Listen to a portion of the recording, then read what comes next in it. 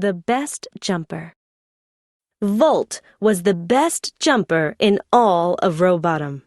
Or at least, that's what he would tell you. Not a single day passed without Volt jumping here and there, boasting loudly in the streets about how far he could jump. Blip was a small bot. More than anything, she wanted to jump as high as Volt could. One day, when Blip was practicing her jump, Volt came leaping by. "Ha ha! What are you doing, Blip?" Volt laughed. "You can't be a jumper. You weren't built for it." Volt's guffaws echoed down the street as he hopped away. Blip went back into her house, her head hung low. "What's the matter?" Blip's mother asked. "All I want to do is jump as high as Volt can," she said. "But he's right. I just wasn't built to be a jumper." Blip's mother smiled. "I know just what you need," she said, and held out a small metal gear. "This is the best jumping gear ever made. Once you have it, you'll be able to jump as high as Volt, and even higher." Blip gasped as she looked at the jumping gear and put it on at once. She felt different immediately, like she could jump all the way to the moon. She dashed outside with a spring already in her step. Every leap Blip tried took her higher and higher, higher than she had ever jumped before. She had never been happier. But down the road came Volt again, and he spotted Blip jumping.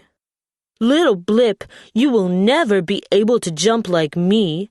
Can't you see that you're not built for jumping?" "I can jump," replied Blip, "and even higher than you can." "Then let's see it. Can you even jump 10 inches? Volt scoffed and jumped 10 inches in the air without any effort. "I can jump 20 inches, Blip said. She crouched down low and thought about the special jumping gear her mother gave her. Then her feet left the ground and she jumped 20 inches. Volt was a bit surprised that Blip jumped 10 inches higher than he did, but he didn't let it show. 20 inches is nothing, he laughed. I can jump 9 feet. Volt jumped and landed 9 feet away with a wide smile. "I bet I could jump 7 feet farther than that," Blip said. She took off with a flip and landed 16 feet away. "I could jump 16 feet in my sleep, but I bet you can't jump 30 feet, Volt said as he leaped again. "Yes, I can. I can even jump 55 feet without getting tired." And Blip jumped 25 feet higher than Volt did. Volt was getting impatient. "Fine then. Jump as far as you can and we'll finally see who's the better jumper." Blip felt the gear inside her and planted her feet firmly into the ground. When she finally took off, she landed 78 feet away. 78 feet is no problem for me, Volt yelled. "I'm the best jumper, you'll see." He leaped into the air and sailed toward Blip, but came crashing down at only 60 feet.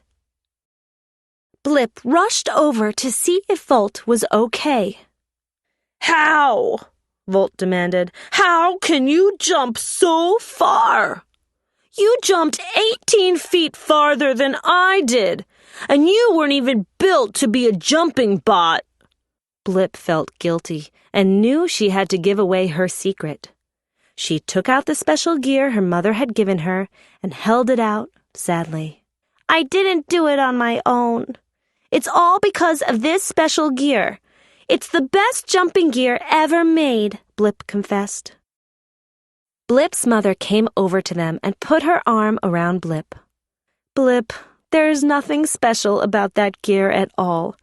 There's no such thing as a jumping gear. The one I gave you was just an old rusty spare," she said. Blip frowned. "But how was I able to jump so far?"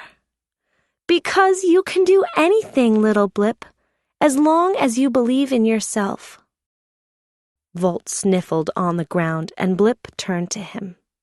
"Watching how wonderfully you jump is what made me want to jump in the first place," she said, and reached out her hand. Volt took it, and she pulled him up.